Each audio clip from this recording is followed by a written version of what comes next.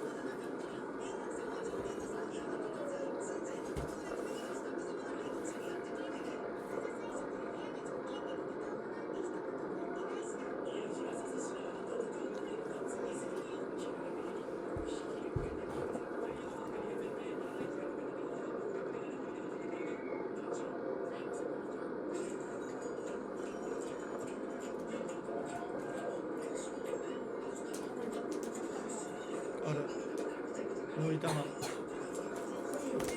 あ、ご飯食うたりな。ああ、食べる、後で食べるわ。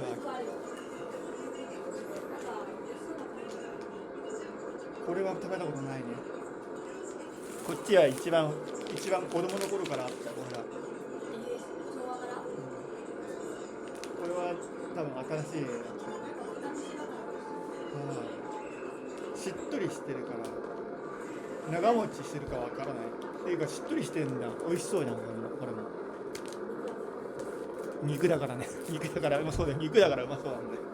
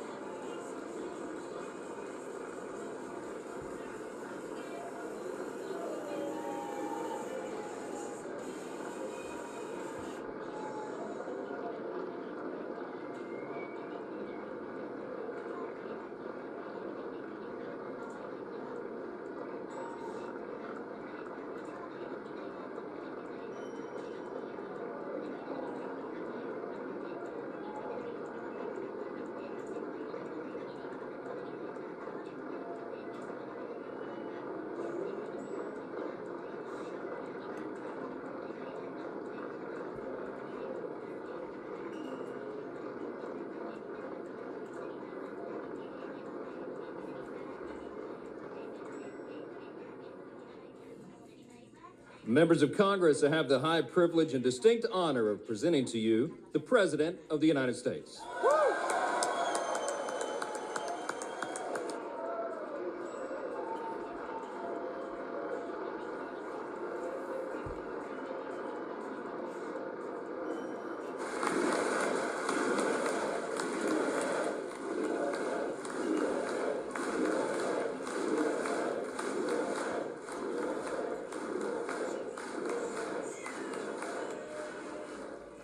Well, thank you very much, everybody. It's really an honor. Speaker Johnson, Vice President Vance, First Lady of the United States.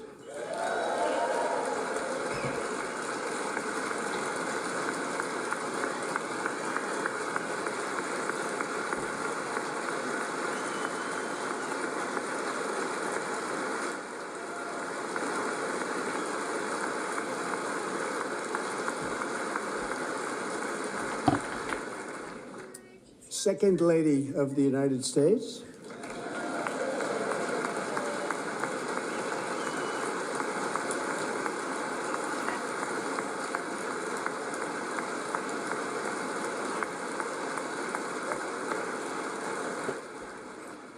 Members of Congress and my fellow Americans, our nation is back, bigger, better, richer, and stronger than ever before.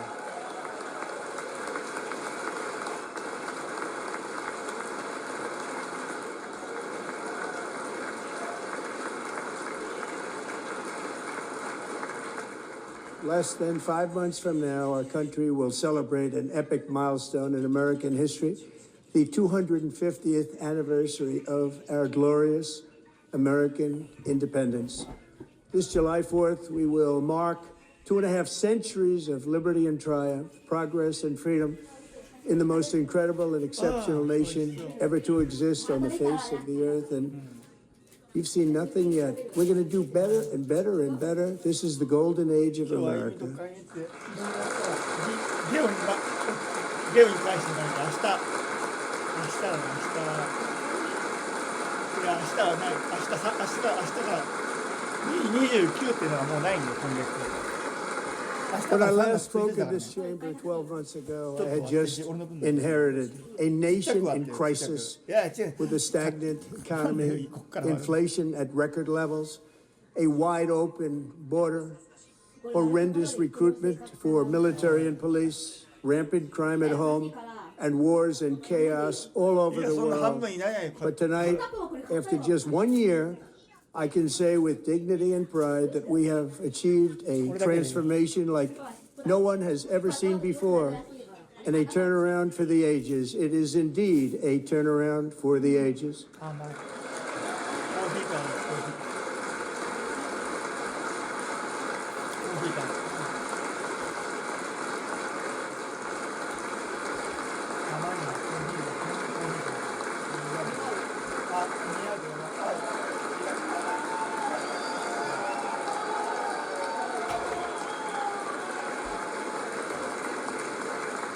And we will never go back to where we were just a very short time ago. We're not going back. Today, our border is secure.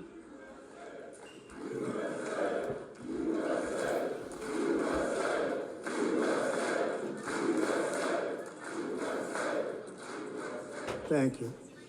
Today, our border is secure. Our spirit is restored. Inflation is plummeting. Incomes are rising fast. The roaring economy is roaring like never before, and our enemies are scared. Our military and police are stacked, and America is respected again, perhaps like never before.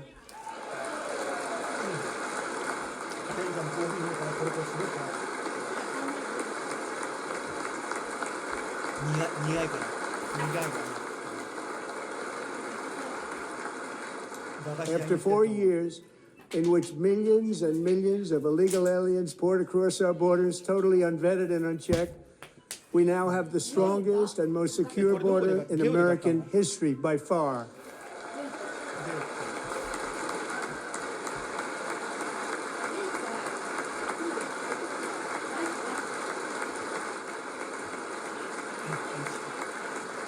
In the past 9 months, 0 illegal aliens have been admitted to the United States.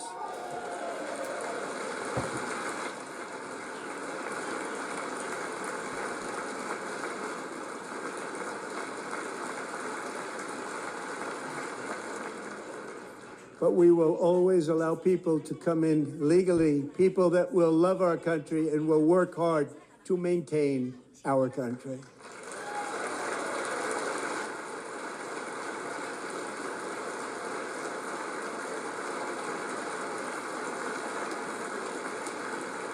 The flow of deadly fentanyl across our border is down by a record 56% in 1 year.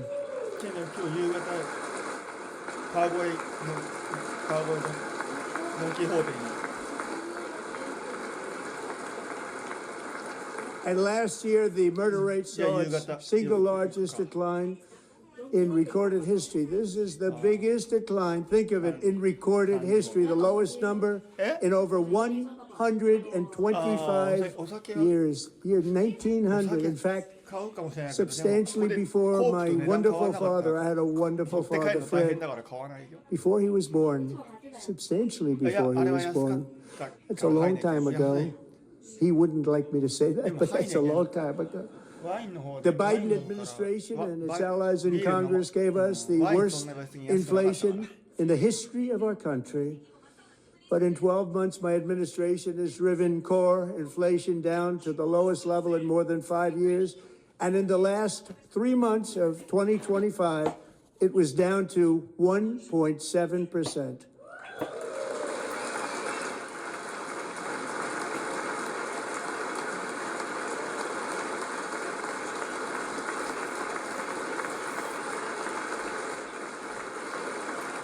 Gasoline, which reached a peak of over $6 a gallon in some states under my predecessor, it was quite honestly a disaster, is now below $2.30 a gallon in most states, and in some places, $1.99 a gallon. And when I visited the great state of Iowa just a few weeks ago, I even saw $1.85 a gallon for gasoline.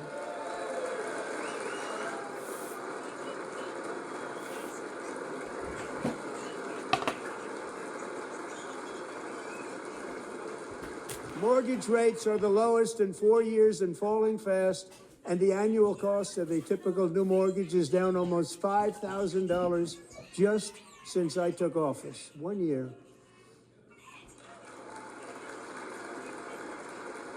And low interest rates will solve the Biden-created housing problem while at the same time protecting the values of those people who already own a house that really feel rich for the first time in their lives. We want to protect those values. We want to keep those values up. We're going to do both.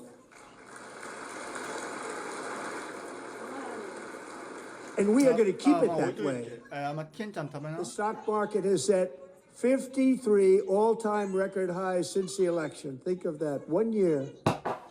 Boosting pensions, 401ks, and retirement accounts for the millions and millions of Americans. They're all gaining. Everybody's up, way up. In 4 long years, the last administration got less than $1 trillion in new investment in the United States. And when I say less, substantially less. In 12 months, I secured commitments for more than $18 trillion pouring in from all over the globe.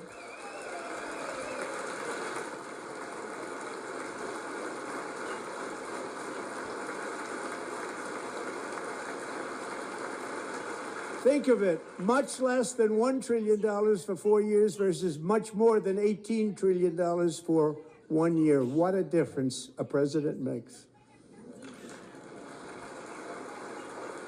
A short time ago, we were a dead country. Now we are the hottest country anywhere in the world, the hottest.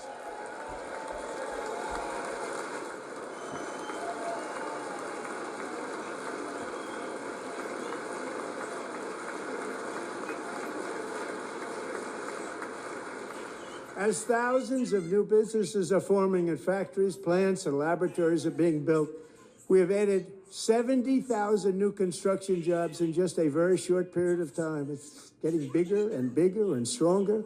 Nobody can believe what they're watching. American oil production is up by more than 600,000 barrels a day, and we just received from our new friend and partner, Venezuela, more than 80 million barrels of oil.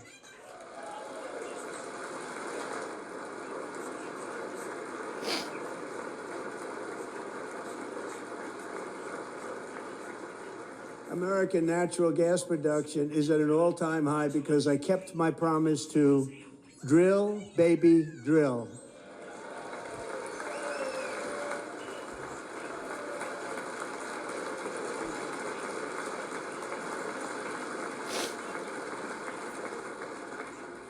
More Americans are working today than at any time in the history of our country. Think about that. Any time in the history of our country, more working today. And 100% of all jobs created under my administration have been in the private sector.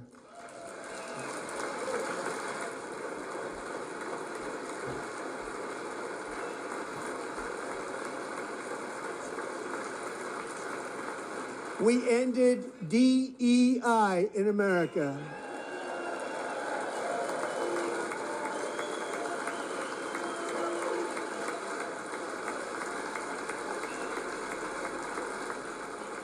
We cut a record number of job-killing regulations, and in 1 year we have lifted 2.4 million Americans, a record, off of food stamps.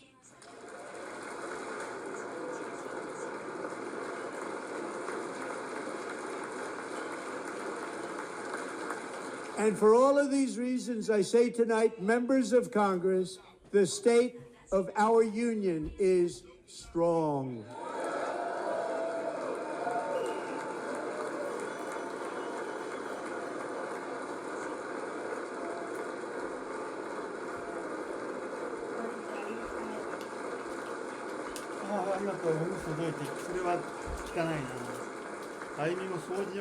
Our country is winning again. In fact, we're winning so much that we really don't know what to do about it. People are asking me, please, please, please, Mr. President, we're winning too much. We can't take it anymore. We're not used to winning in our country. Until you came along, we're just always losing, but now we're winning too much. And I say, no, no, no, you're going to win again. You're going to win big. You're going to win bigger than ever. And to prove that point, here with us tonight is a group of winners who just made the entire nation proud. The men's gold medal Olympic hockey team. Come on in.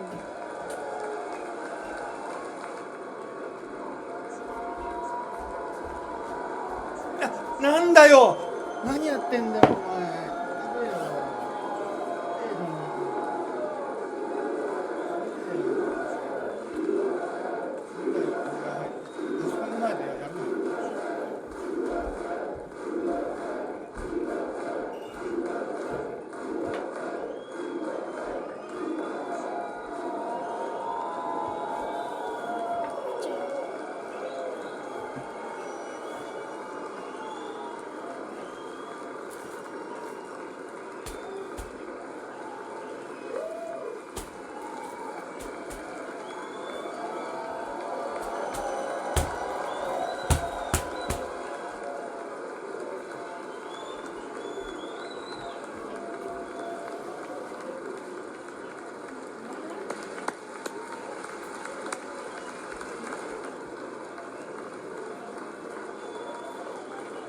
Go ahead.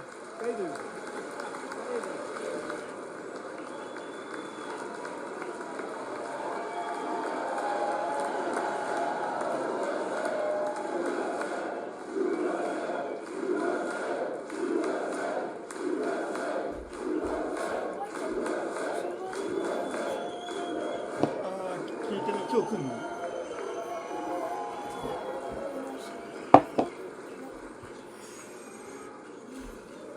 That's the first time I've ever seen them get up. And actually, not all of them did get up. But they beat a fantastic Canadian team in overtime, as everybody saw, as did the American women who will soon be coming to the White House.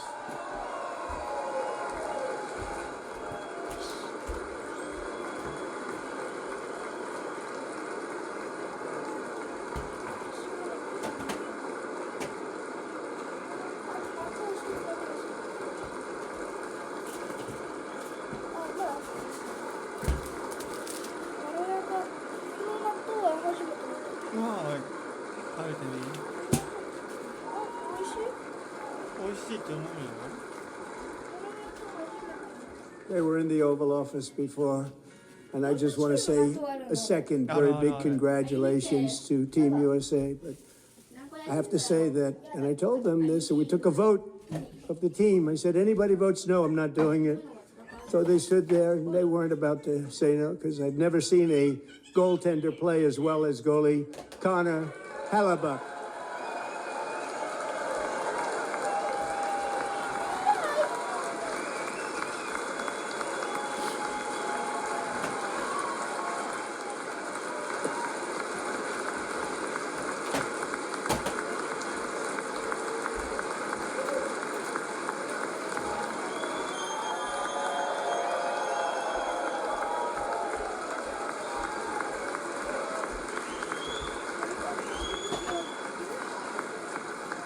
think of it, 46 shots on goal, and I asked him, the one shot, the one where you put your stick in the back and it hit the neck of your stick and bounced off.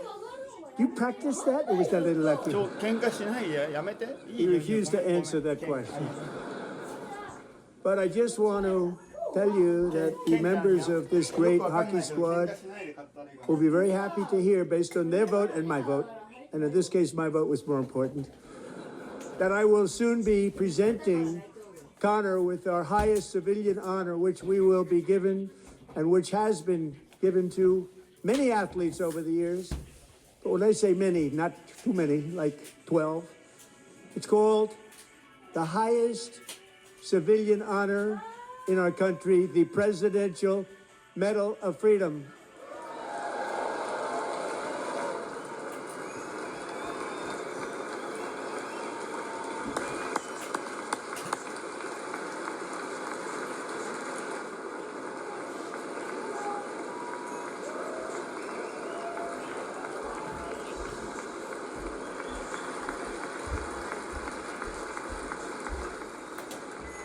Great athletes have gotten that, very great, the best, and I thought he deserved it. And I did take a vote, every single one of them. I said, I'm not giving it if anybody goes no, and every single one of them rapidly put up their hand. So I want to thank you all. What a special job you did. What special champions you are. Thank you very much. 画面だけ録画してるんだけど、録画って録画してる。録画で後で編集するのトランプ大統領です。できるよ、できるよ、歩みのアイコンは。停止しないように大丈夫。もうそういうミスはしない。I'm also pleased to say that the next time the Olympic torch is lit, it will be here in America for the 2028 Olympics, and it's the summer version right in Los Angeles. We're going to do a good job in Los Angeles.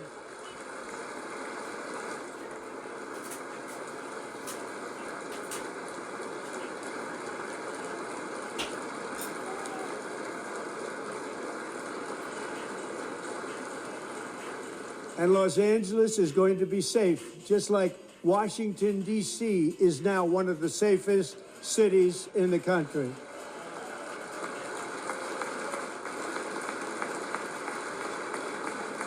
And this year, and I must say I got them both. I got them in the first term, and I was disappointed because I didn't think I'd be the president when this happened.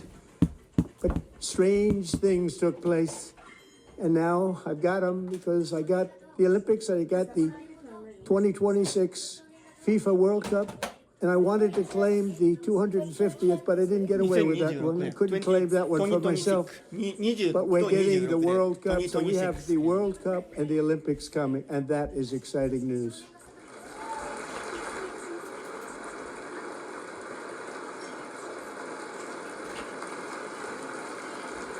So this will be a year to celebrate our country and the heroes who have kept it free. Men like Buddy Taggart. At age 17, Buddy volunteered to defend America in World War II, serving in the Pacific under the great General Douglas MacArthur. He fought bravely in the famous Battle of Manila, worked so hard. He was badly wounded and almost killed by enemy machine guns in Luzon. And 81 years ago this month, he liberated the largest internment camp in the Philippines, one of the largest anywhere in the world.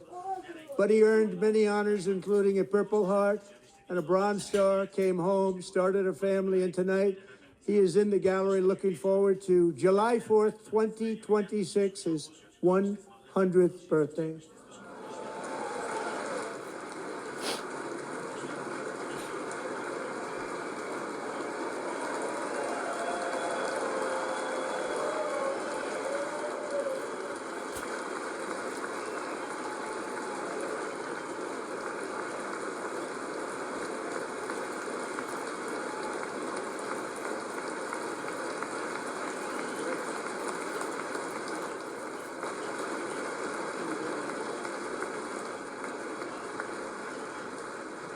So, Buddy, you're a brave man, and we salute you.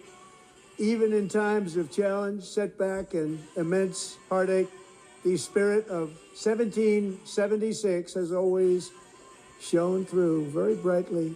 It was July 4th of last year when floodwaters tore through a girls' summer camp in Central Texas. One of the worst things I've ever seen. I was there, rising 26 feet in the matter of minutes, tragically claiming many, many lives. You all remember that one.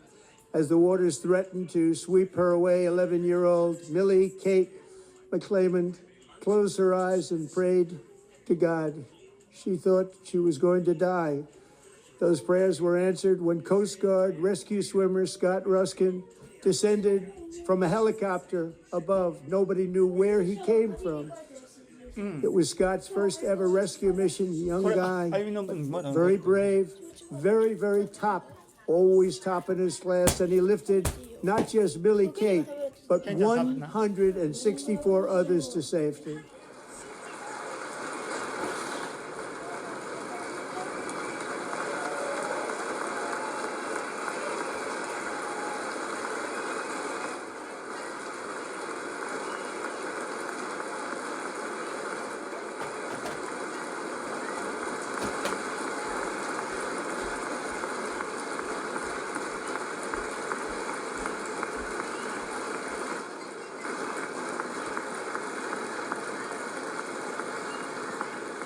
People watched Scott from a distance, and they couldn't believe what they were seeing. The winds were blowing, the rain was pouring, everything was going, and that rapid water, nobody's ever seen anything like it. They said, wow, that's something. Tonight, Scott and Millie Kate are here together, reunited for the very first time. Thank you, Scott, Millie Kate.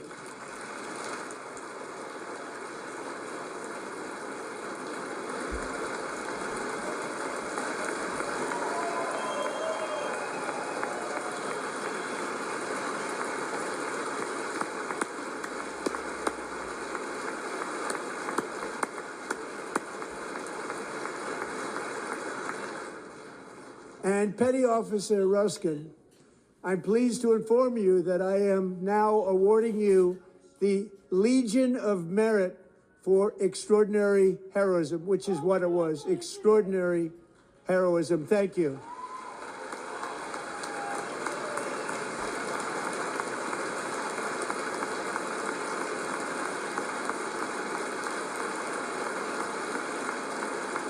And I'd like to have the military aide to please come down and take care of the service. Military aide, thank you very much. Take care of that very important service. Thank you very much. From 1776 to today, every generation of Americans has stepped forward to defend life, liberty, and the pursuit of happiness. And they're really doing it for the next generation. But now it's our turn. Together, we're building a nation where every child has the chance to reach higher and go further, where government answers to the people, not the powerful, and where the interests of hardworking American citizens are always our first and ultimate concern. That is the debt we owe to the heroes who came before us, and that is the promise we must keep to America for our 250th year. Last year, I urged this Congress to begin the mission by passing the largest tax cuts in American history, and our Republican majorities delivered so beautifully. Thank you, Republicans.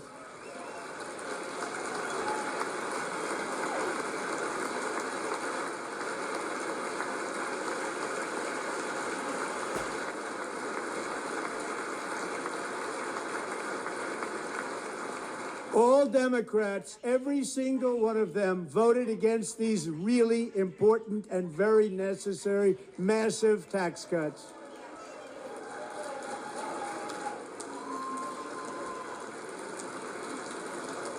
They wanted large-scale tax increases to hurt the people instead. But we held strong, and with the great, big, beautiful bill, we gave you no tax on tips, no tax on overtime, and no tax on Social Security for our great seniors.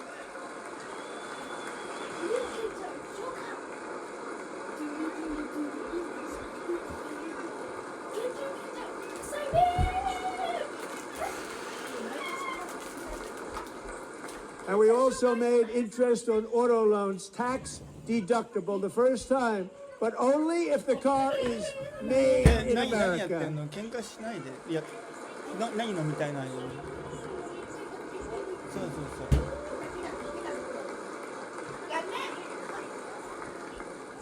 う Recently in Pennsylvania, I met Megan Hemhauser, a devoted mom who's homeschools her children, beautiful, 2 children, during the day while waiting tables at night as her husband works overtime, operating very heavy 大 equipment. 丈夫 Megan is here this evening and she's happy to tell you that she is so much richer because with no tax on tips, no tax on overtime, and our expanded child tax credit done again by Republicans, Megan and her husband will take home more than $5,000 extra just for the year, cutting her tax bill in more than half.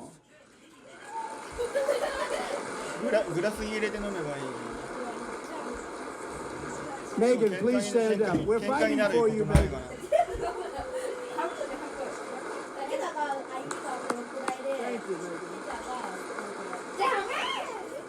Thank you, Megan. We're fighting for you, Megan. Under our bill, parents like Megan can also activate their children's brand new Trump accounts. And I didn't name it. I did not name that.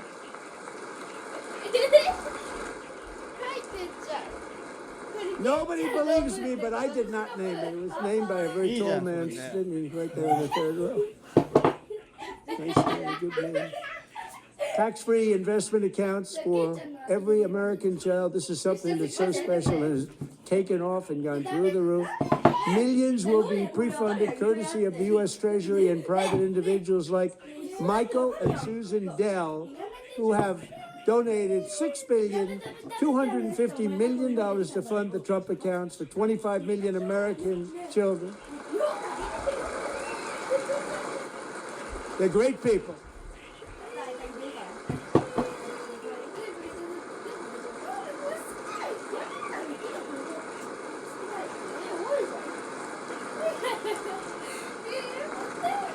You know, I asked Michael, how do you make all that money? He said, well, I just sat on my dorm in school and I made computers and I'd sell them to people.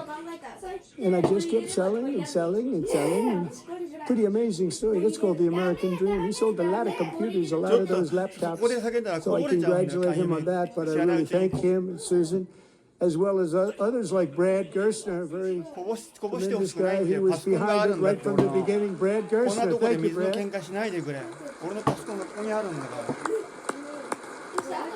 ほら、もういいよ、こぼれちゃうから。いいよ、いいよ、いいよ、いいよ、いいよ、こぼれちゃうから。ここで水の喧嘩しないで。So with modest additional contributions, these young people's accounts could grow to over $100,000 or more by the time they turn 18. Think of it. How much money is that for somebody that started with nothing? Over 100,000, could be much more than that. To make this investment in our children's future, go to TrumpAccounts.gov. TrumpAccounts.gov. And a lot of people are doing it. They're setting every record in the book. It's popular. They knew what it was going to take. I'm so proud of them. I'm so proud of the people that got it started. And now it's just taken off. One of the primary reasons for our country's stunning economic turnaround, the biggest in history, where the Dow Jones broke 50,000 4 years ahead of schedule, and the S&P hit 7,000, where it wasn't supposed to do it for many years, were tariffs. I used these tariffs, took in hundreds of billions of dollars to make great deals for our country, both economically and on a national security basis. Everything was working well. Countries that were ripping us off for decades are now paying us hundreds of billions of dollars. They were ripping us so badly, you all know that. Everybody knows it. Even the Democrats know it. They just don't want to say it. And yet these countries are now happy, and so are we. We made deals. The deals are all done. And they're happy. They're not making money like they used to, but we're making a lot of money. There was no inflation, tremendous growth. And the big story was how Donald Trump called the economy correctly and 22 Nobel Prize winners in economics didn't. They got it totally wrong. They got it really wrong. And then just 4 days ago, an unfortunate ruling from the United States Supreme Court. It just came down. It came down. Very unfortunate ruling. But the good news is that almost all countries and corporations want to keep the deal that they already made, right, Scott? Knowing that the legal power that I, as president, have to make a new deal could be far worse for them, and therefore they will continue to work along the same successful path that we had negotiated before the Supreme Court's unfortunate involvement. So despite the disappointing ruling, these powerful country-saving, it's saving our country, the kind of money we're taking in, peace-protecting. Many of the wars I settled was because of the threat of tariffs. I wouldn't have been able to settle them without. Will remain in place under fully approved and tested alternative legal statutes.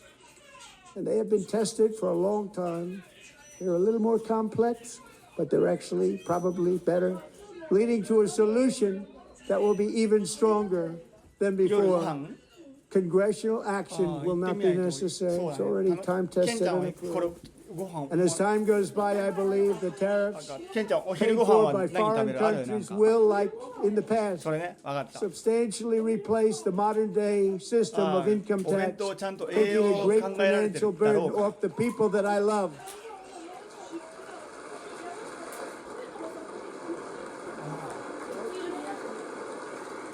Right? もうこれおかずだね。肉のおかずだよ。 Moving forward, factories, jobs, investment, and trillions of dollars will continue pouring into the United States of America because we finally have a president who puts America first. Put America first. もうちょっと待って、俺これ録画してるから録画が終わったら行こう。あとだからまああとこれ録画終わったら行って、これトランプ大統領の 1時間半の時間演説。 For decades before I came along, we had the exact opposite. From trade to healthcare, from energy to immigration, everything was stolen and rigged in order to drain the wealth out of the productive, hardworking people who make our country great, who make our country run. Under Biden and his corrupt partners in Congress and beyond, it reached a breaking point with the Green New Scam, open borders for everyone. They poured in by the millions and millions from prisons, from mental institutions. They were murderers, 11,888 murders. They came into our country. You allowed that to happen. And record-setting inflation that cost the typical family $34,000 in just a speck of time. Now the same people in this chamber who voted for those disasters suddenly used the word affordability, a word. They just used it. Somebody gave it to them, knowing full well that they caused and created the increased prices that all of our citizens had to endure. You caused that problem. You caused that problem.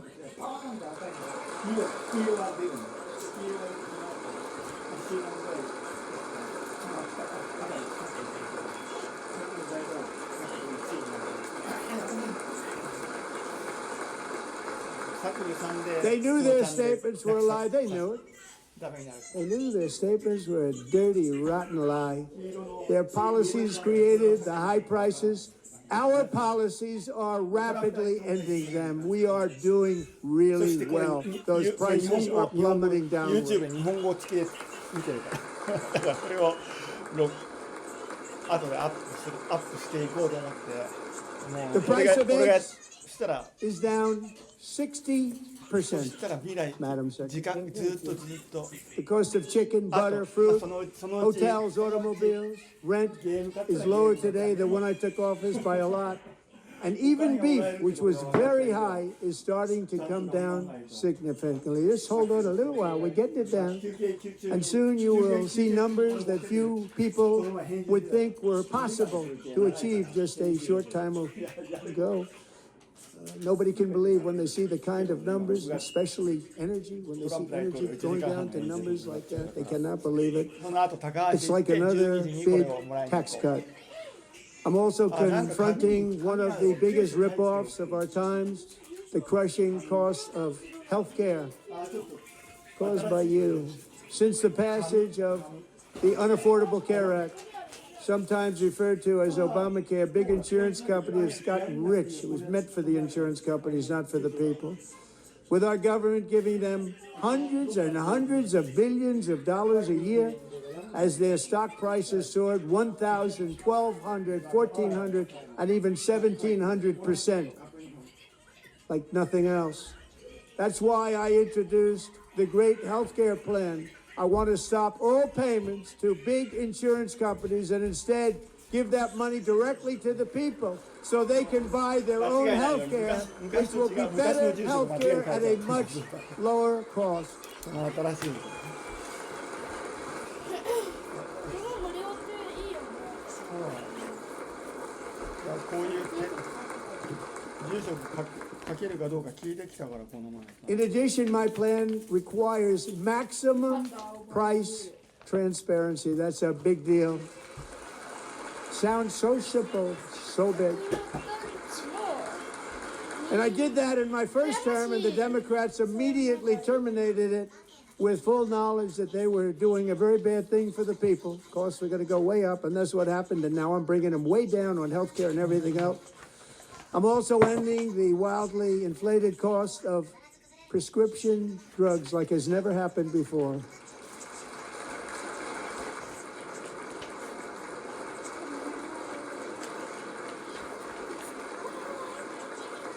Other presidents tried to do it, but they never could. They tried.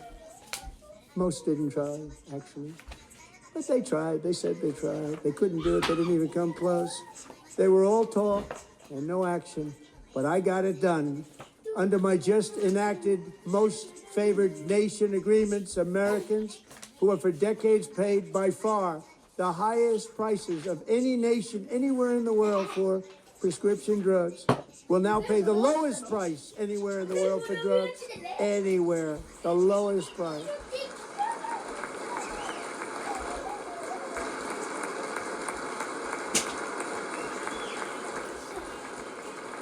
So in my first year of the second term, should be my third term, but strange things happen. I took prescription drugs, a very big part of healthcare, from the highest price in the entire world to the lowest. That's a big achievement. The result is price differences of 300, 400, 500, 600% and more, all available right now at a new website called TrumpRx.gov. And I didn't name that one either, by the way.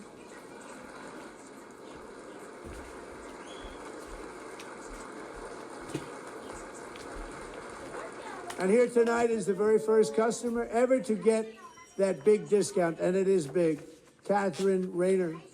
For 5 years, she and her husband have struggled with infertility, and they turned to IVF. One drug has been costing Catherine $4,000 to purchase.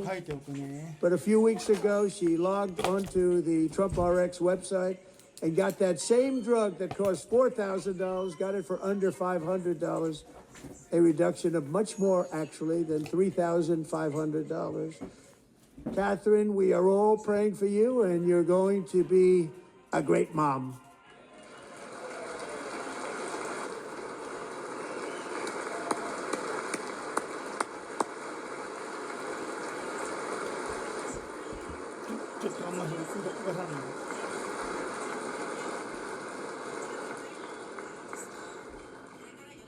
So now I'm calling on Congress to codify my most favored nation program into law. Now, the one thing, I'm not sure it matters because it's going to be very hard for somebody that comes along after me to say, let's raise drug prices by 700 or 800%. But John and Mike, if you don't mind, codify it anyway. They may do it. Codify it anyway. Thank you. Many Americans are also concerned that Energy demand from AI data centers could unfairly drive up their electric utility bills. Tonight, I'm pleased to announce that I have negotiated the new Ratepayer Protection Pledge. You know what that is? We're telling the major tech companies that they have the obligation to provide for their own power needs. They can build their own power plants as part of their factory so that no one's prices will go up. And in many cases, prices of electricity will go down for the community and very substantially down. This is a unique strategy never used in this country before. We have an old grid. It could never handle the kind of numbers, the amount of electricity that's needed. So I'm telling them they can build their own plant. They're going to produce their own electricity. It will ensure the company's ability to get electricity while at the same time lowering prices of electricity for you, and could be very substantial for all of you cities and towns. You're going to see some good things happen over the next number of years. Another pillar of the American dream that has been under attack is home ownership. With us tonight is Rachel Wiggins, a mom of two from Houston. She placed bids on 20 homes and lost all of those bids to gigantic investment firms that bypassed inspection, paid all cash, and turned those houses into rentals, stealing away her American dream. She was devastated. Stories like this are why last month I signed executive order to ban large Wall Street investment firms from buying up in the thousands single-family homes.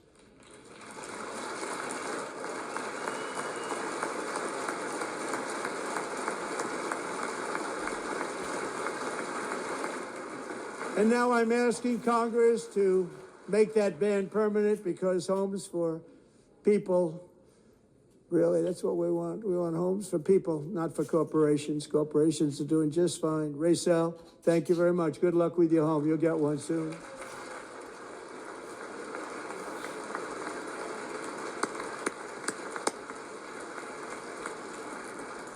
We're also working to make it easier for Americans to save for retirement. And under this administration, we will always protect Social Security and Medicare. They are not protecting it for our seniors. We will always protect Social Security, Medicare, Medicaid.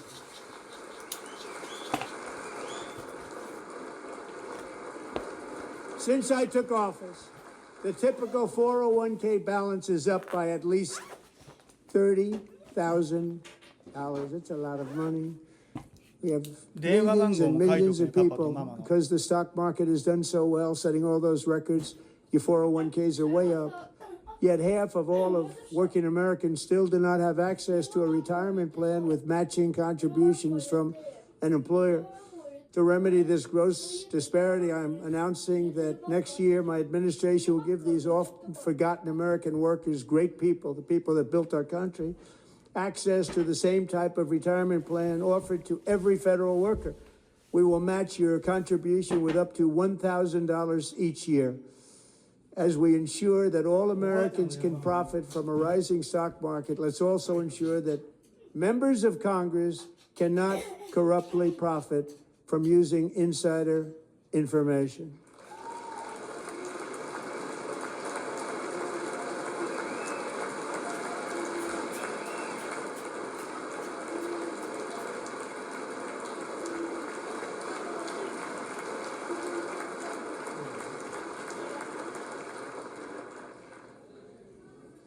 They stood up for that. I can't believe it.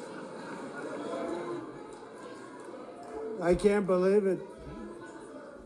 Did Nancy Pelosi stand up if she was here? Doubt it. Pass the Stop Insider Trading Act without delay.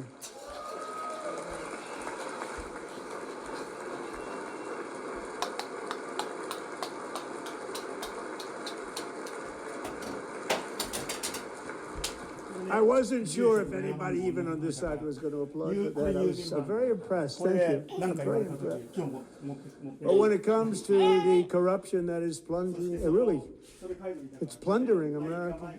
There's been no more stunning example than Minnesota, where members of the Somali 先生とか community 友 have 達助けてください pillaged an estimated 親に電話したいん $19 です billion 電話 from the American この taxpayer. 電 Oh, 話 we 番 have 号 all に the パパに電話 information. した人でって And 誰 in かにその actuality, 大 the 人に、 number is 公衆 much 電話が higher ない than から that.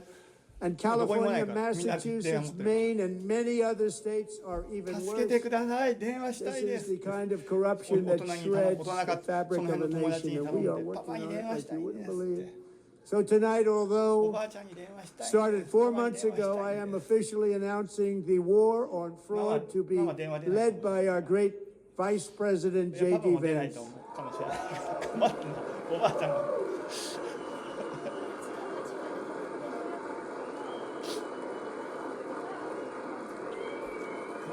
全部ね、そうそう全部電話してパパもママも知らない電話歩みの番号って分かってたら出るけど知らない番号が出ない可能性高いからパパさ知らない Find enough of that fraud, we will actually have 出 a なか出ない balanced 人が多い budget overnight. 誰から電話かかってきたのかなとりあえず That's 試 the して kind of money you're talking ちょ about. っと We'll だけ balance our とりあえ budget. ず The Somali pirates who Yeah. ransacked Minnesota remind us that there are large parts of the world 私の声した and ら lawlessness are the norm, not the exception.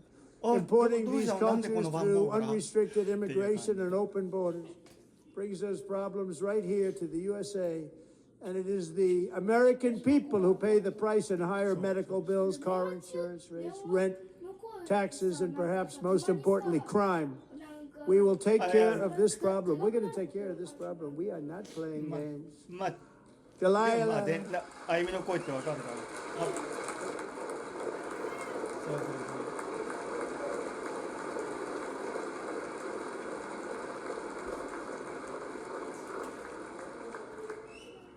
Delilah Coleman was only 5 years old in June 2024 when a 18-wheel tractor trailer plowed into her stopped car traveling at 60 miles an hour or more. The driver was an illegal alien let in by Joe Biden and given a commercial driver's license by open borders politicians in California. Doctors said Delilah would never be able to walk or talk, have a good life. She wouldn't even be able to eat again. But against all odds, she is now in the first grade learning to walk. And she's here this evening with her dad, Marcus, a fantastic man. Delilah, please, you are a great inspiration. Please stand up.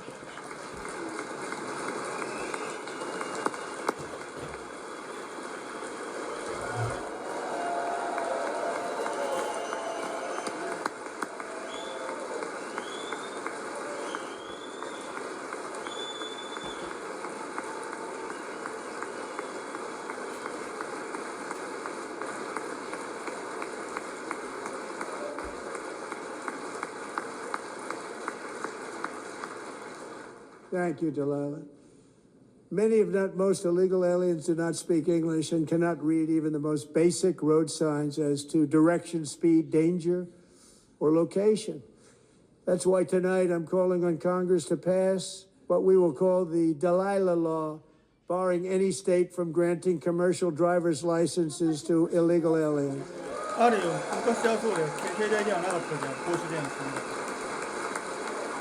それが今どこにももう公衆電話もう取っ払ってるからみんな使わないか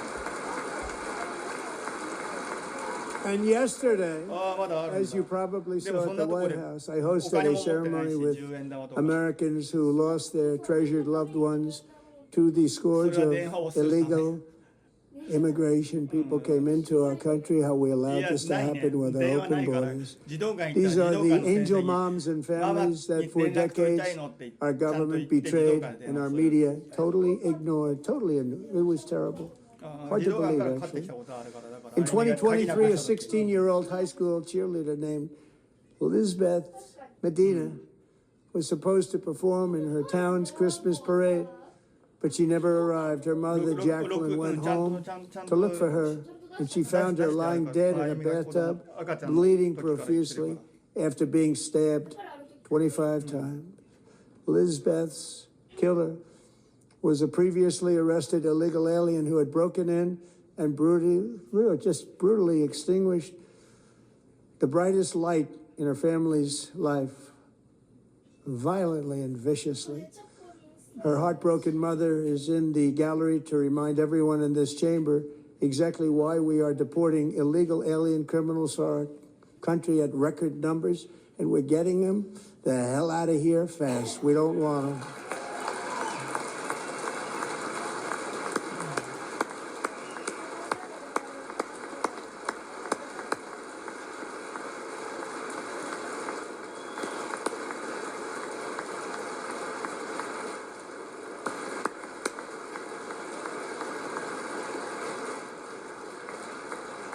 Thank you very much, Jacqueline. Thank you. We can never forget that many in this room not only allowed the border invasion to happen before I got involved, but indeed they would do it all over again if they ever had the chance. If they ever got elected, they would open up those borders to some of the worst criminals anywhere in the world. The only thing standing between Americans and a wide open border right now is President Donald J. Trump and our great Republican patriots in Congress. Thank you. Thank you.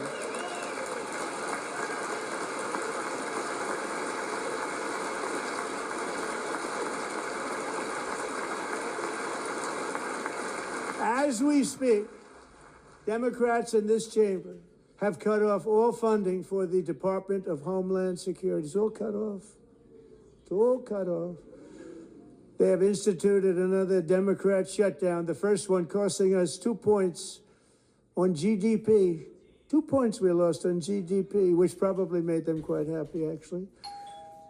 Now they have closed the agency responsible for protecting Americans from terrorists and murderers. Tonight I'm demanding the full and immediate restoration of all funding for the border security, Homeland Security of the United States, and also for helping people clean up their snow. We have no money because of the Democrats, and it would be nice. We'd love to give you a hand at cleaning it up, but you gave no money. Nobody's getting paid. It's a shame. So you have to think about it. We have, in case you didn't know, a pretty large snowstorm out there. One of the great things about the State of the Union is how it gives Americans the chance to see clearly what their representatives really believe. So tonight I'm inviting every legislature to join with my administration in reaffirming a fundamental principle. If you agree with this statement, then stand up and show your support. The first duty of the American government is to protect American citizens, not illegal aliens.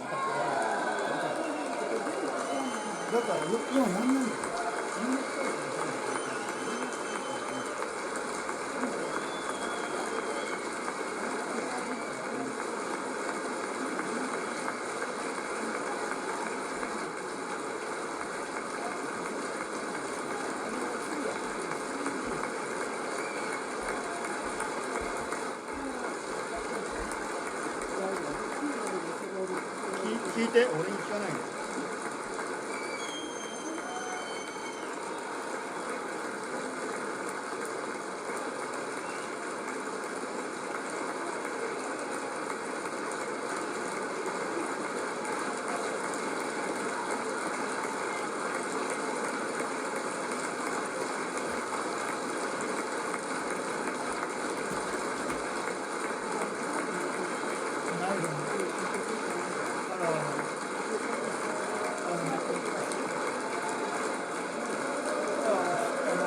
毛布の上に乗ってる。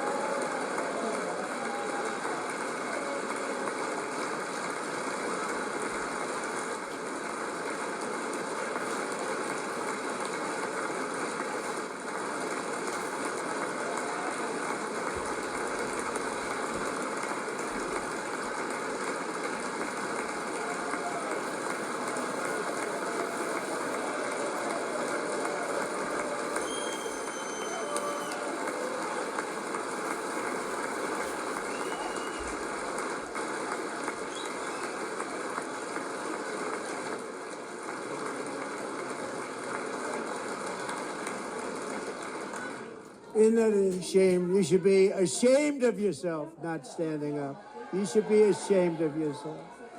That is why I'm also asking you to end deadly sanctuary cities that protect the criminals and enact serious penalties for public officials who block the removal of criminal aliens. In many cases, drug lords, murderers all over our country, they're blocking the removal of these people out of our country, and you should be ashamed of yourself.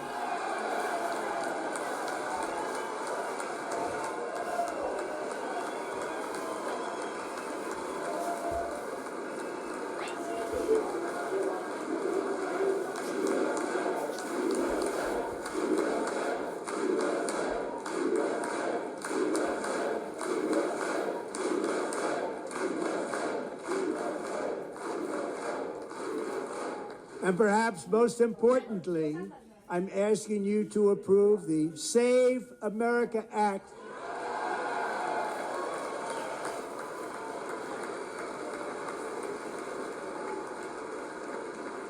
To stop illegal aliens and others who are unpermitted persons from voting in our sacred American elections. That cheating is rampant in our elections. It's rampant. It's very simple. All voters must show voter ID.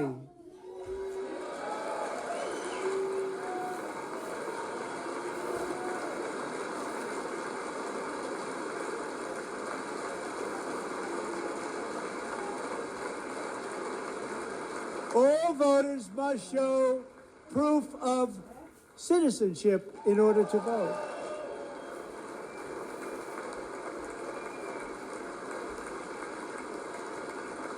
And no more crooked mail-in ballots except for illness, disability, military, or travel. None. And this should be an easy one. And by the way, it's polling at 89%, including Democrats. 89%.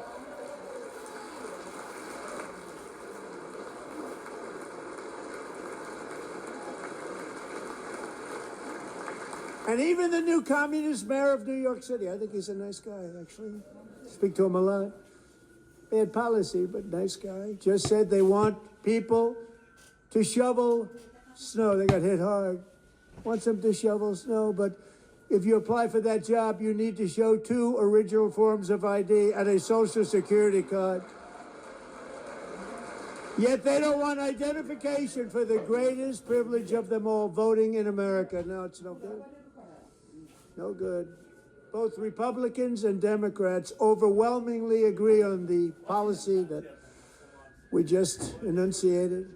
And Congress should unite and enact this common sense, country-saving legislation right now, and it should be before anything else happens.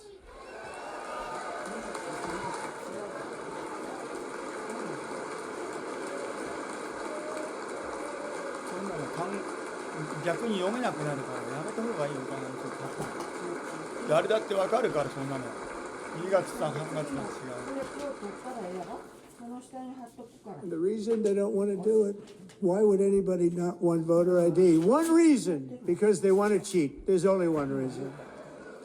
They make up all excuses. They say it's racist. They come up with things. You almost say, what imagination they have. They want to cheat. They have cheated. And their policy is so bad that the only way they can get elected is to cheat. And we're going to stop it. We have to stop it, John.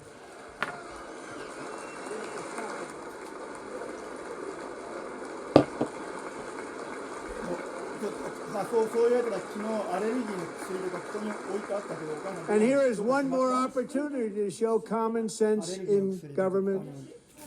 In the gallery tonight are Sage Blair and her mother, Michelle. In 2021, Sage was 14 when school officials in Virginia sought to socially transition her to a new gender, treating her as a boy and hiding it from her parents. Hard to believe, isn't it? Before long, a confused Sage ran away from home after she was found in a horrific situation in Maryland. A left-wing judge refused to return Sage to her parents because they did not immediately state that their daughter was their son. Sage was thrown into an all-boys state home and suffered terribly for a long time. But today, all of that is behind them because Sage is a proud and wonderful young woman with a full ride scholarship to Liberty University. Sage and Michelle, please stand up.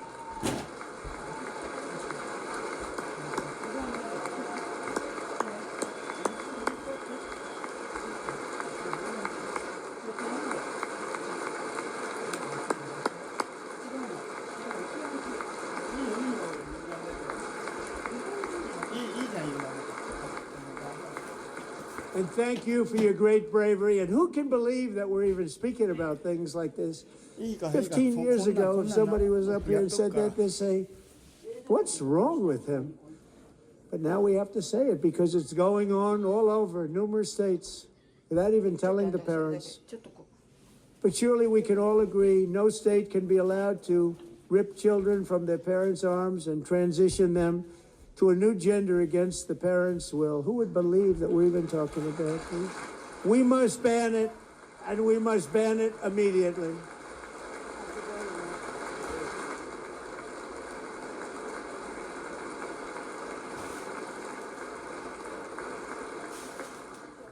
Look, nobody stands up.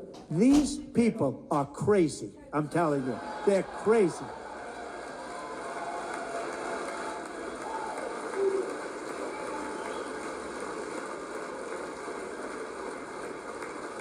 Amazing, incredible. Boy, oh boy. We're lucky we have a country. With people like this, Democrats are destroying our country, but we've stopped it just in the nick of time, didn't we, huh?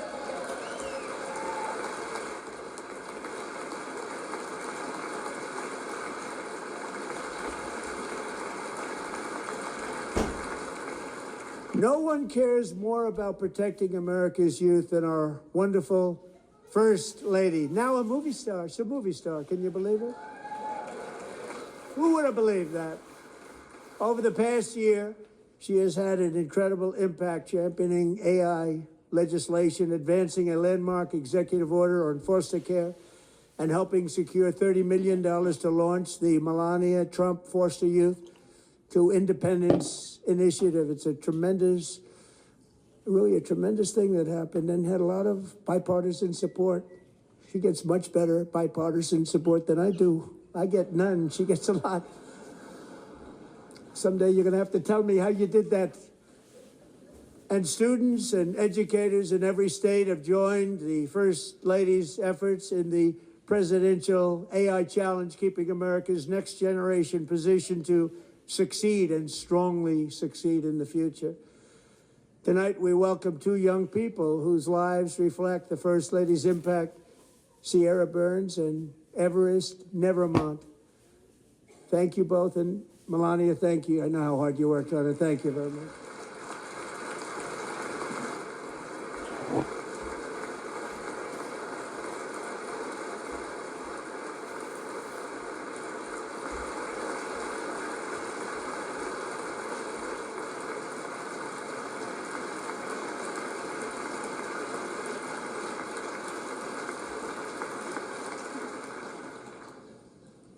I'm very proud to say that during my time in office, both the first 4 years and in particular this last year, there has been a tremendous renewal in religion, faith, Christianity, and belief in God.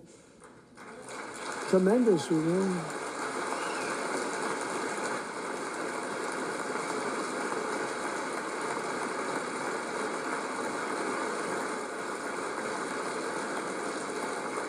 This is especially true among young people, and a big part of that had to do with my great friend, Charlie Kirk, a great guy, great man.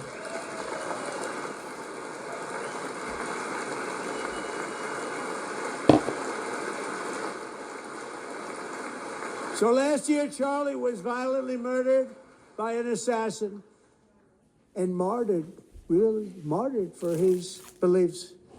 His wonderful wife, Erica, is with us tonight. Erica, please stand.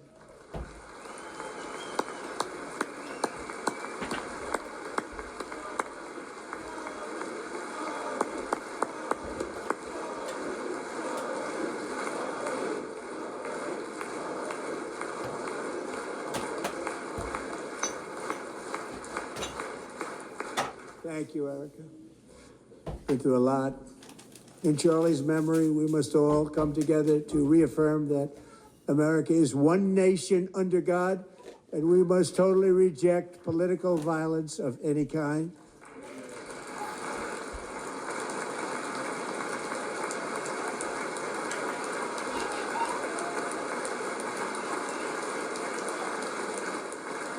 We love religion, and we love bringing it back, and it's coming back at levels that nobody actually thought possible. It's really a beautiful thing to see. Above all, unleashing America's promise requires keeping our communities safe. We have made incredible strides, yet dangerous repeat offenders continue to be released by pro-crime Democrat politicians again and again. We are honored to be joined tonight by a woman who's been through hell, Anya Zaretska. In 2022, she and her beautiful daughter, so beautiful, what a beautiful young woman, Irina, fled war-torn Ukraine to live with relatives near Charlotte, North Carolina. And by the way, what's going on with Charlotte?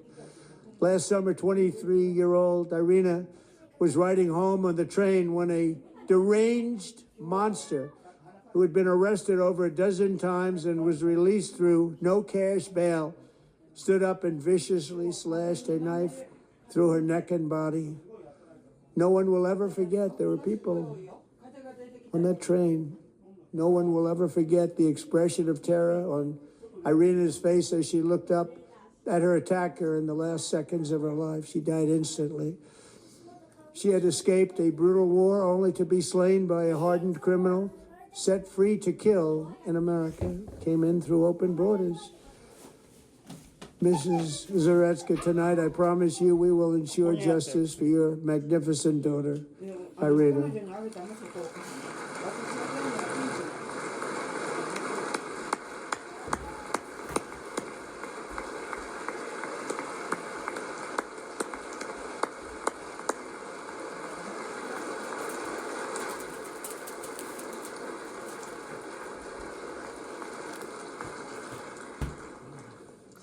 How do you not stand? How do you not stand? I'm asking this Congress to pass tough legislation to ensure that violent and dangerous repeat offenders are put behind bars, and importantly, that they stay there.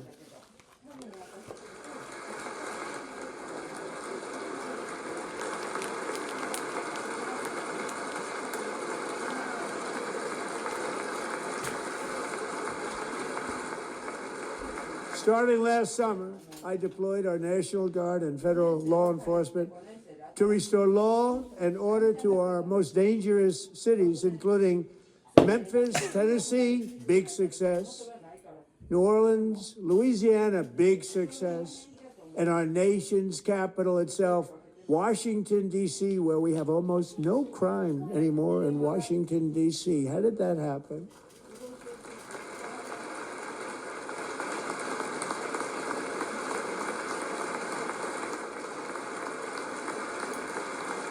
In fact, crime in Washington is now at the lowest level ever recorded, and murders in D.C. this January were down close to 100% from a year ago.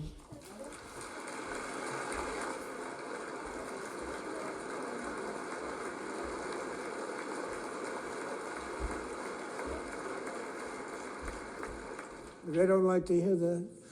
One of the sick people, one of the brave service members who helped achieve this stunning turnaround was 20-year-old West Virginia Army National Guard Specialist Sarah Beckstrom.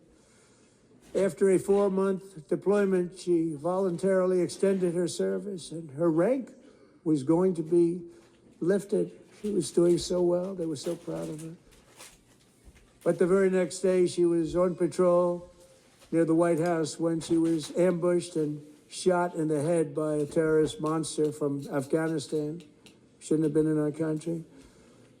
And all because she wore the uniform of our nation. She was shot. He traveled here because he didn't like people wearing our uniform. He was sick and deranged. Shouldn't have been in our country. Sarah Beckstrom died in order to defend our capital, and we are honored to be joined by her wonderful parents, Gary and Evalie. Your daughter was a true American patriot, and she will be greatly missed. She was a great person. I saw reports on her. They've never seen anything like it.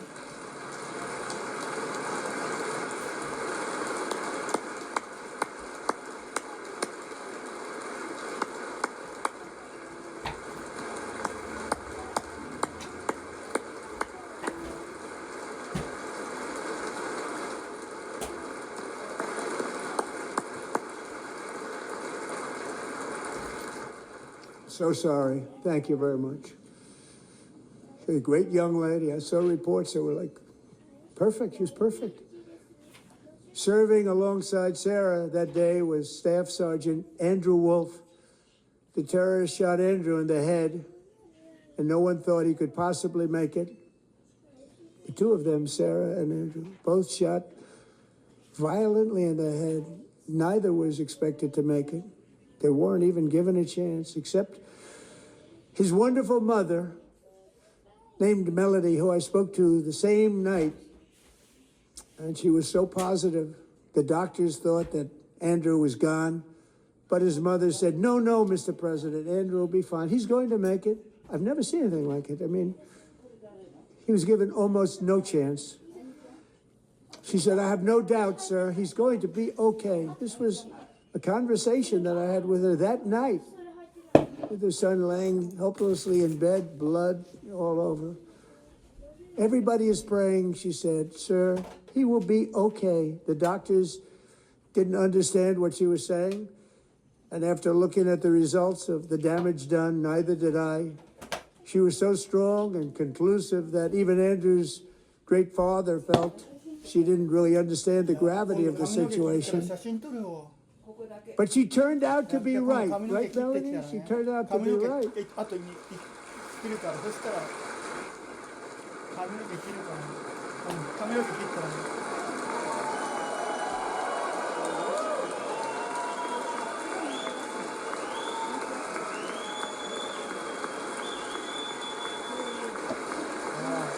まあ今週中、まああと2週間ぐらいで髪切るよ。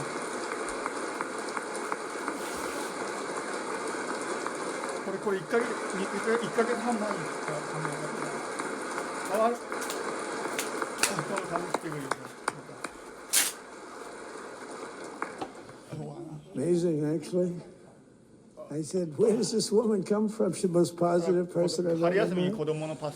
With God's help, Andrew has battled back from the edge of death, and we're talking about the edge of death, on his way to a miraculous recovery. He's got a little work to do, but he's doing great. Nice to see you. He's a good-looking guy. Nice to see you. Thanks, Andrew. Thank you very much. 髪の毛切るから。髪の毛切ってくるから。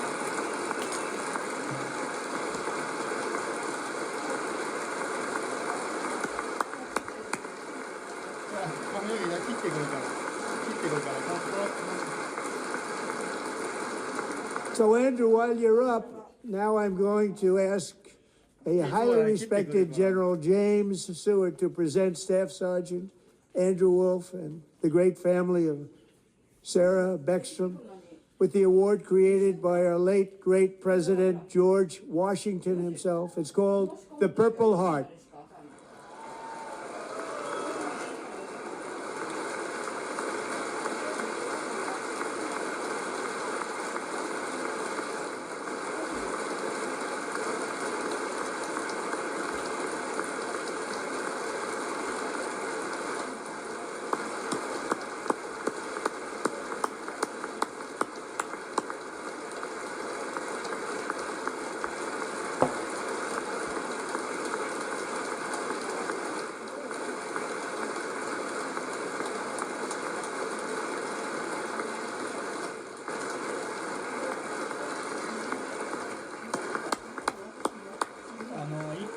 保険いつ出んの？保険なんでいつ出んの？俺の生活の方はすぐ出るって言ったじゃん。We're proudly restoring safety for Americans at home, and we are also restoring security 聞 for いてみた方がいいよ。 Americans すぐ出す abroad. って言ったじゃん。 Our こっちと country 別 has never 々で been stronger. 全く出 My ないじゃん。もう first 2ヶ 10 月、3 months, ヶ I 月経って ended 8 wars, including Cambodia. Isn't it funny? 聞 Sick いてみる。 people. 7 Cambodia ヶ and 月経ってる Thailand, から遅すぎるよ。 Pakistan and India would have 1 been a 月に出る nuclear と思っ war. てたのに。 35 もう2 million 月、3 people 月じゃん。 said ちょっと聞い the て。 Prime Minister of Pakistan would have died if it were not for my involvement. Kosovo and Serbia, Israel and Iran, Egypt いや、 and だから俺の Ethiopia, 生活の方は別々で出るって Armenia 言った and から。 Azerbaijan, the Congo それ and はだから Rwanda, and of course the war in Gaza, which proceeds at a very low level. It's just about there. And I want to thank Steve Witkoff and Jared Kushner for your help. Thank you, Steve. Thank you, Jared. 保険会社いつ出るんだけど、3ヶ月経ってるから、これ話変えないで。俺が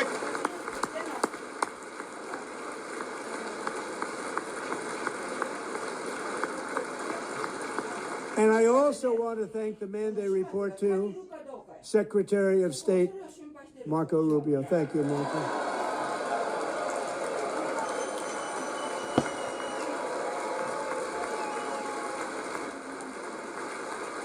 違うだろう。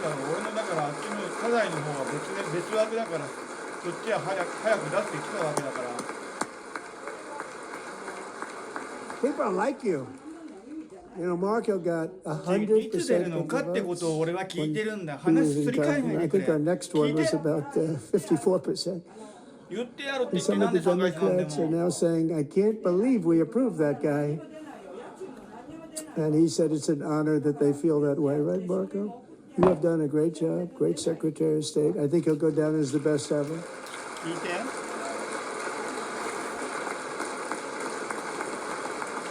聞いてくの。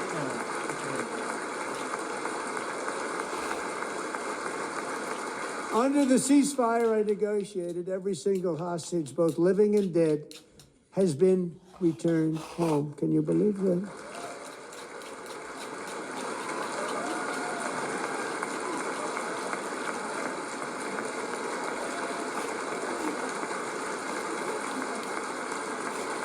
Nobody thought it was possible.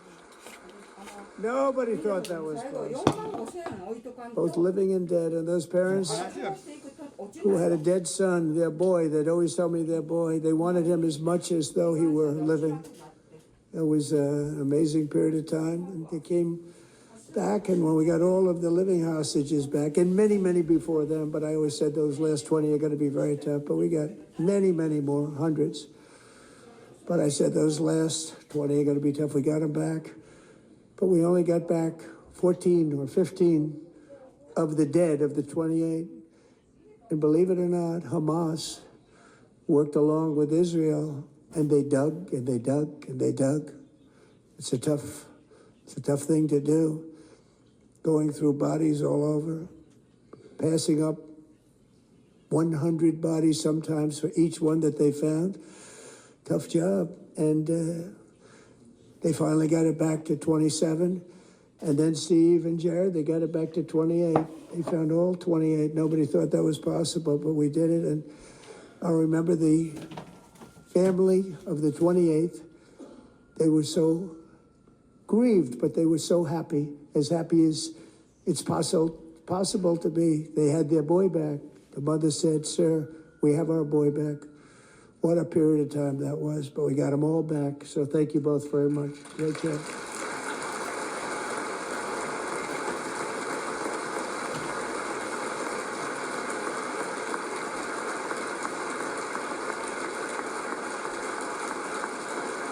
And we're working very hard to end the ninth war, the killing and slaughter between Russia and Ukraine, where 25,000 soldiers are dying each and every month. Think of that, 25,000 soldiers are dying a month. A war which would have never happened if I were president, would have never happened. As president, I will make peace wherever I can, but I will never hesitate to confront threats to America wherever we must. That's why in a breakthrough operation last June, the United States military obliterated Iran's nuclear weapons program with an attack on Iranian soil known as Operation midnight hammer.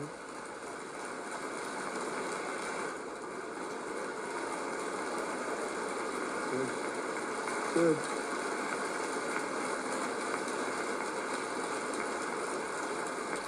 For decades, it had been the policy of the United States never to allow Iran to obtain a nuclear weapon. Many decades. Since they seized control of that proud nation 47 years ago, the regime and its murderous proxies have spread nothing but terrorism and death and hate. They've killed and maimed thousands of American service members and hundreds of thousands and even millions of people with what's called roadside bombs. They were the kings of the roadside bomb. And we took out Soleimani. I did that during my first term. Had a huge impact. He was the father of the roadside bomb.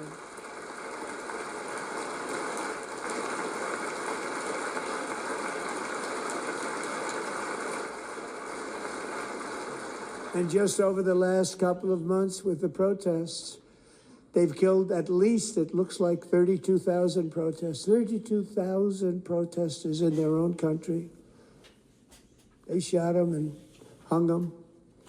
We stopped them from hanging a lot of them with the threat of serious violence. But this is some terrible people. They've already developed missiles that can threaten Europe and our bases overseas, and they're working to build missiles that will soon reach the United States of America. After Midnight Hammer, they were warned to make no future attempts to rebuild their weapons program, and in particular, nuclear weapons. Yet they continue, starting it all over. We wiped it out, and they want to start all over again, and are at this moment again pursuing their sinister ambitions. We are in negotiations with them. They want to make a deal, but we haven't heard those secret words. We will never have a nuclear weapon. My preference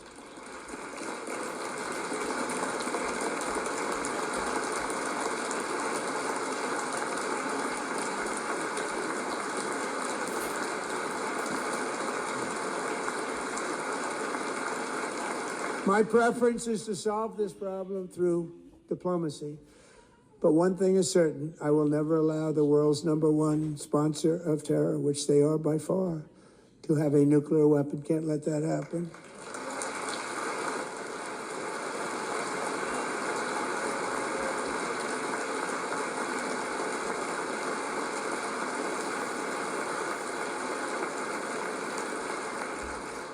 And no nation should ever doubt America's resolve. We have the most powerful military on earth. I rebuilt the military in my first term. We're going to continue to do so. Also, we just approved a $1 trillion budget. We have no choice. We have to be strong, because hopefully we will seldom have to use this great power that we built together.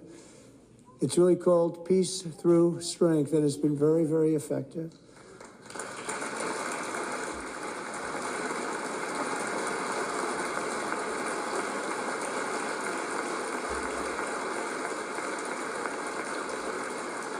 So thanks to Republicans in Congress, we're investing that record number of dollars, have no choice, in the United States Armed Forces.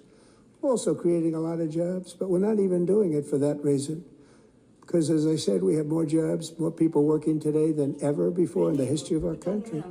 And NATO countries are friends and allies. They are. There are friends and there are allies have just agreed at my very strong request to pay 5% of GDP for military defense rather than the 2%, which they weren't paying. We were paying for almost all of NATO.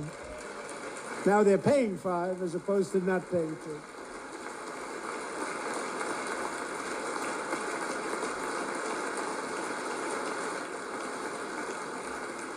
2. And getting that 5% was something which everyone said would never be done, could not happen. We got it really easily. One meeting. And big difference between 2% that's not paid. We were paying the freight of many of them. Very few were paid up. Now 5%, then they're paid. And everything we send over to Ukraine is sent through NATO, and they pay us in full. They pay us totally in full. Every branch of our armed forces is setting records for recruitment. This is so exciting. And every service member recently.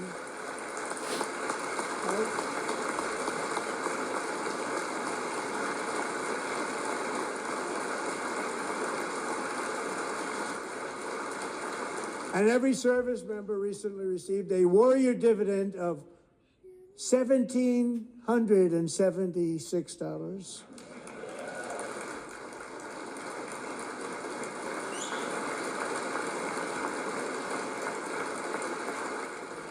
You know, they put it on my desk. We got the money from tariffs and other things, a lot of money we have. We have much more money than people understand.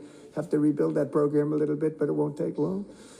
But we got the money, and it was $1,775, and they wanted my approval. And I said, what's the number? $1,775. I said, wait a minute. For one more dollar, we can have $1,776. It's going to I said, we're going to figure that. I never asked anybody if we could afford it. One more dollar. I said, $1,776. And I said, that's good. And I'll tell you what, our military, that was 4 months ago, our military, I never see a person in the military that doesn't thank me for it, so we're honored to do it. They deserve it. And we call it 1776. It was great. And we love our military. We love our law enforcement. We love our firemen. You know, the firemen don't get mentioned enough. We love our firemen. We're also...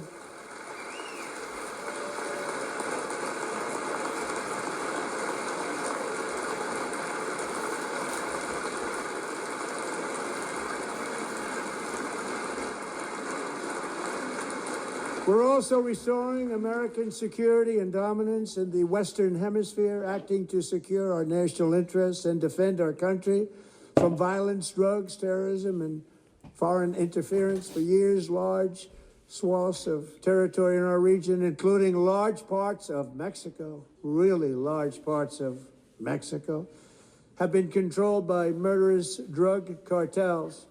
That's why I designated these cartels as foreign terrorist organizations, and I declared illicit fentanyl as a weapon of mass destruction.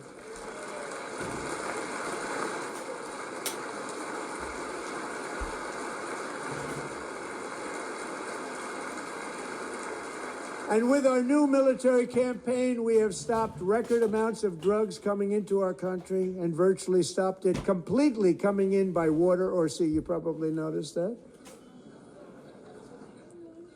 We very seriously damaged their fishing industry also. Nobody wants to go fishing anymore.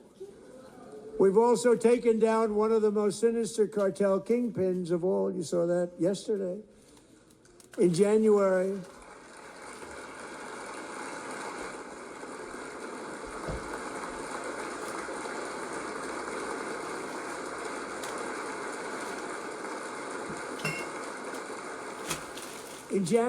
elite American warriors carried out one of the most complex, spectacular feats of military competence and power in world history. No one's seen anything like it. Foreign leaders, I won't tell you who, called me and they said, very impressive, very impressive. They couldn't believe, they all watched. They saw what happened. This is a different fighting force that we had years ago when we fought to tie. You know, it's a great fighting force. I'm so proud of it. Look at Space Force. Space Force is my baby, because we did that. My baby is becoming so important.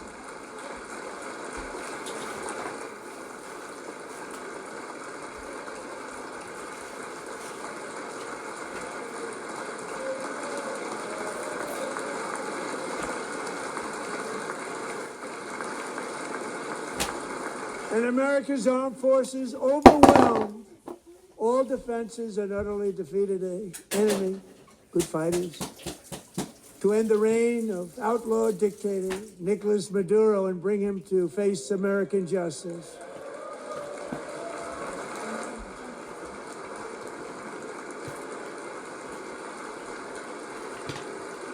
And this was an absolutely colossal victory for the security of the United States, and it also opens up a bright new beginning for the people of Venezuela. We're working closely with the new president of Venezuela, Delcy Rodriguez, to unleash extraordinary economic gains for both of our countries and to bring new hope to those who have suffered so terribly. They really did suffer. With us tonight is Alejandro Gonzalez. She grew up in a tight-knit Venezuelan family and was especially close to her beloved uncle Enrique. But after Enrique ran for office and opposed Maduro, he was kidnapped by Maduro's security forces and thrown into the regime's really infamous prison in Caracas. Alejandro feared she would never see her uncle again. She feared for her own life also. But since the raid, we have worked with the new leadership, and they have ordered the closure of that vile prison and released hundreds of political prisoners already, with more to come. Alejandro, I'm pleased to inform you that not only has your uncle been released, but he is here tonight. We brought him over to celebrate his freedom with you in person. Enrique, please come down.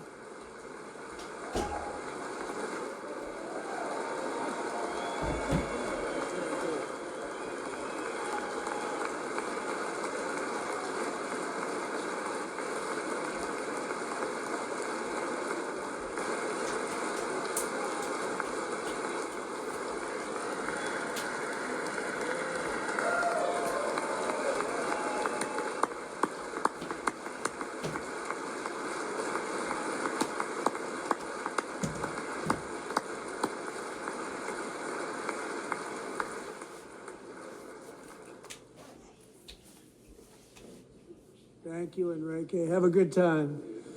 Nice to have you back, Enrique. There were many heroes on that January raid to capture Maduro. Really great heroes. It was very dangerous. They knew we were coming. They were all set. But the deeds of one warrior that night will live forever in the eternal chronicles of military valor. Chief Warrant Officer 5, Eric Slover, planned the mission and was the flight lead in the cockpit of the first helicopter. A big, beautiful, powerful helicopter. It was a massive Chinook carrying, as you can imagine, many, many American warfighters. Wearing the dog tags, his wife Amy had blessed with holy water before he left. She knew it was going to be a rough one. Eric steered the Chinook under the cover of night and descended swiftly upon Maduro's heavily protected military fortress. This was a major military installation, protected by thousands of soldiers and guarded by Russian and Chinese military technology. How did that work out? Not too good? While preparing to land, enemy machine guns fired from every angle, and Eric was hit very badly in the leg and hip, one bullet after another. He absorbed 4 agonizing shots, shredding his leg into numerous pieces. And yet, despite the fact that the use of his legs was vital to successful helicopter flight, legs are the most important part of flying a helicopter, to deliver the many commandos who would capture and detain Maduro was the only thing Eric was thinking about. Then, even as he was gushing blood, which was flowing back down the aisle, helicopter lands at a steep angle. The machine gun stood right in front of him. They were right in front of him, 2 machine gunners who escaped the wrath of the previous planes. Eric maneuvered his helicopter with all of those lives and souls to face the enemy and let his gunners eliminate the threat. Turned the helicopter around so the gunners could take care of business, saving the lives of his fellow warriors from what could have been a catastrophic crash deep in enemy territory. Only after safely landing the helicopter with all the warriors aboard in the exact right spot, which was vital to the mission. We probably would have had to maybe cancel the mission if that didn't happen. Eric told his co-pilot, also wounded, but not as gravely, to take over. I'm about ready to pass out.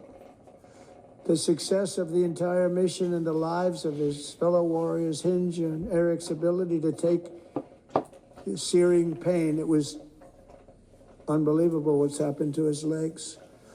Of the bullets and keep on flying and landing, and people knew what was happening. Everybody in the back of the helicopter knew because they saw the blood pouring down the aisle. Chief Warrant Officer Slover is still recovering from his serious wounds, but I'm thrilled to say that he is here tonight with his wife, Amy, Eric, and Amy, come on in.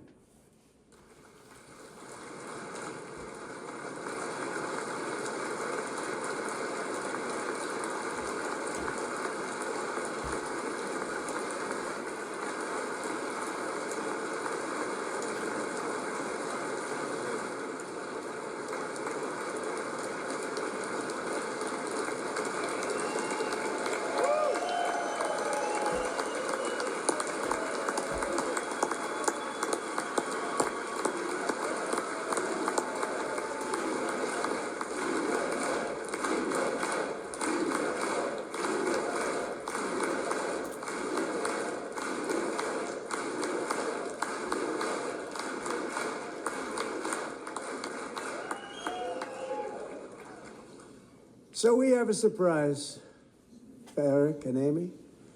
In recognition of Eric's actions above and beyond the call of duty, I would now like to ask General Jonathan Braga to present Chief Warrant Officer Slover with our nation's highest military award, the Congressional Medal of Honor.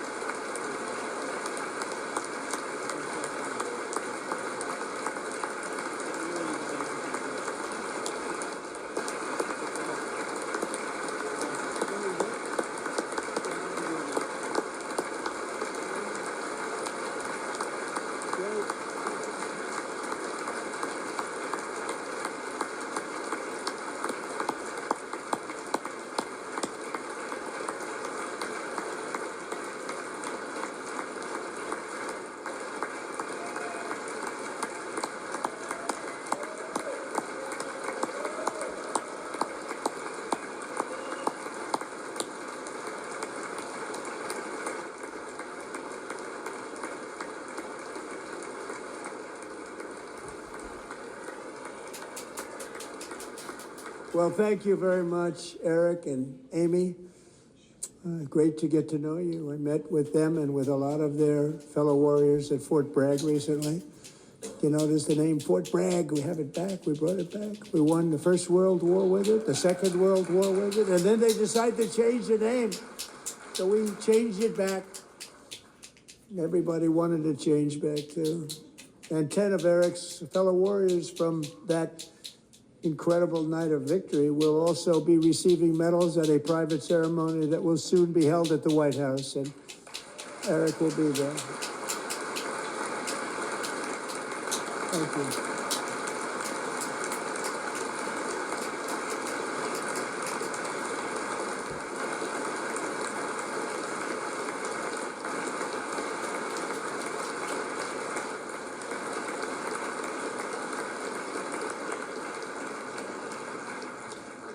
Thank you, Eric.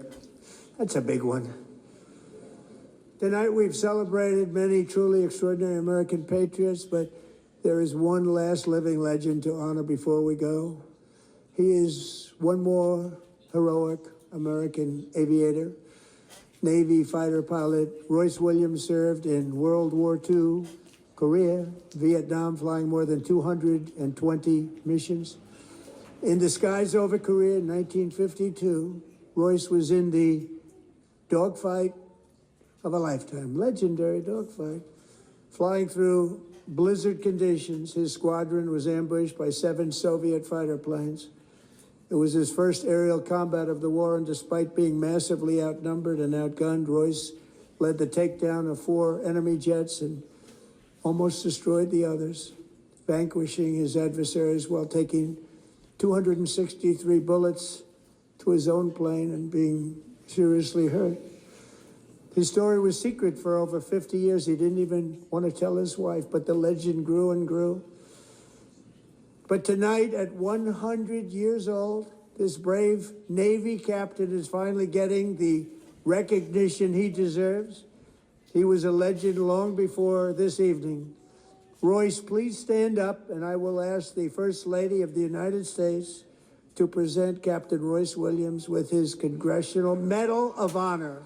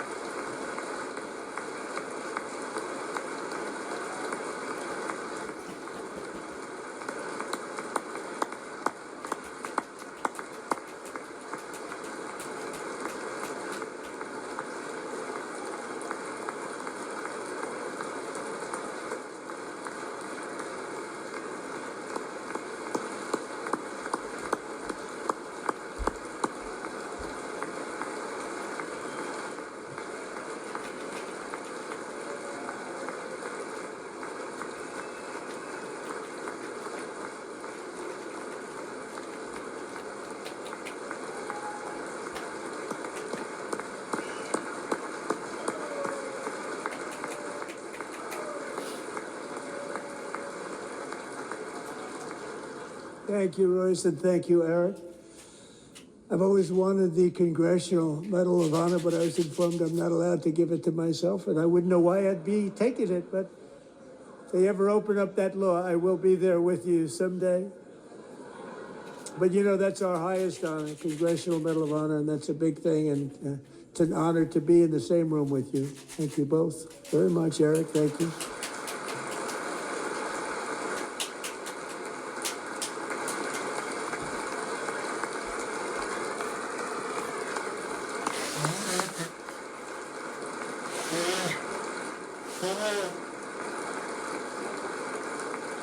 Thank you. 250 years is a long time in the life of a nation, but in another sense, it's really a mere moment in the eye of history. Two of the gentlemen we met in the gallery this evening took their first breaths 1 century ago, 100 years before that, on July 4th, 1826, the author of the Declaration of Independence, brilliant, Thomas Jefferson, drew his last breath. Just a single long human lifespan separates the giants who declared and won our independence from the heroes who stand among us tonight. Everything our nation has done, everything we have achieved, has been the work of those few great lifetimes. In those brief chapters, Americans built this nation from 13 humble colonies into the pinnacle of human civilization and human freedom, the strongest, wealthiest, most powerful, most successful nation in all of history.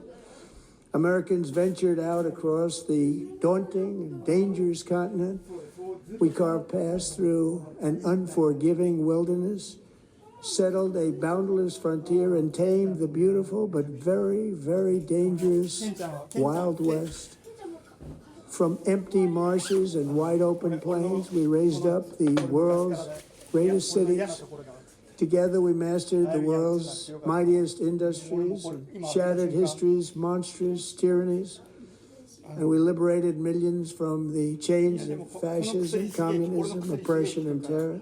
それで一 Americans lifted humanity into the skies on the wings of aluminum and steel, and then we launched mankind into the stars on rockets powered by sheer American will and unyielding American pride. We wired the globe with our ingenuity. We captivated the planet with American culture. And now we are pioneering the next great American breakthroughs that will change the entire world. All of this and so much more is the enduring legacy, unmatched glory of the hardworking patriots who built and defended this country and who still carry the hopes and freedoms on all of humanity's backs. For years they were forgotten, betrayed, and cast aside. But that great betrayal is over, and they will never be forgotten again. Because when the world needs courage, daring, vision, and inspiration, it is still turning to America. And when God needs a nation to work his miracles, he knows exactly who to ask. There is no challenge Americans cannot overcome, no frontier too vast for us to conquer, no dream too bold for us to chase, no horizon too distant for us to claim. For our destiny is written by the hand of providence, and these first 250 years were just the beginning. From the rugged border towns of Texas to the heartland villages of Michigan, from the sun-kissed shores of Florida to the endless fields of the Dakotas, and from the historic streets of Philadelphia to right here in our nation's capital, Washington, D.C., the golden age of America is upon us. The revolution that began in 1776 has not ended. It still continues because the flame of liberty and independence still burns in the heart of every American patriot. And our future will be bigger, better, brighter, bolder, and more glorious than ever before. Thank you, God bless you, and God bless America.